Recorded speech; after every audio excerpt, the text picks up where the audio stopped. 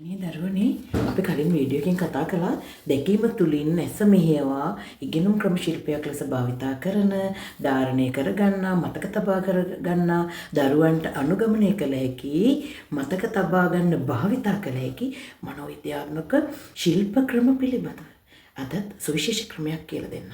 ඒ තමයි flash card පිළිබඳව.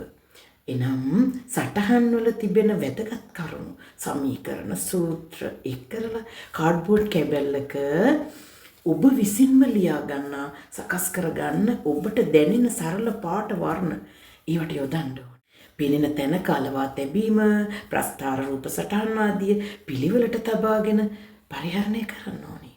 මම දැකලා තියෙනවා සමහර දරුවෝ තමන්ගේ සාක්කුවේ දාගෙන වෙනත් වැඩක් කරන ගමන් එම කාඩ් එකට අවධානය යොමු කරමින් පාඩම් කරන අයත් ඉන්නවා. ඊළඟට මයින්ඩ් මැප් එක ගැන කියලා දෙන්න. ඒක සකස් කරගන්න මතක සිතුවමක් විදියට.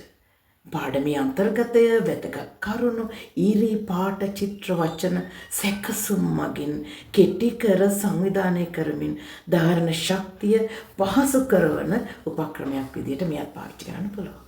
ඒ සිතුවම ආවර්ජනය කිරීම තුළින් පාඩමම මතක් කරගන්න විදියට ඒක සකස් කරන්න පුළුවන්. ඊළඟට දරුවන් සාර්ථකව අත්දැක බලන්න පුළුවන් තවත් ක්‍රමයක් තමයි ෂෝට් නෝට් ක්‍රමය.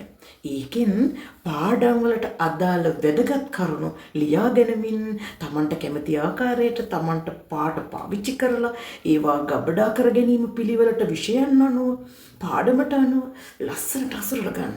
ඊළඟට නිතර භාවිතා කරන ගමන් ඒ අනුපිළිවෙලට අසුර ගන්න ඕනේ. ප්‍රශ්නයක් අසන ආකාරයට මේ ෂෝට් නෝට් එක ලිවීම තුළිනුත් ඵලදායී බව වැඩි කරගන්න පුළුවන්. තවත් මනෝවිද්‍යාත්මක ශිල්ප ක්‍රම රාශියක් පවතිනවාට උදව් කරන්න. අපි පෙරින් පෙළට ඉගෙන ගනිමුකෝ. ඊළඟ වීඩියෝ එකකින් ඇහුම්කන් දීම මගින් ඉගෙන ගන්න ඔඩිටොරි ලර්නින් මතක තබා ගන්න දරුවන්ට මනෝවිද්‍යාත්මක ශිල්පකම රාශියක් කියලා දෙන්න.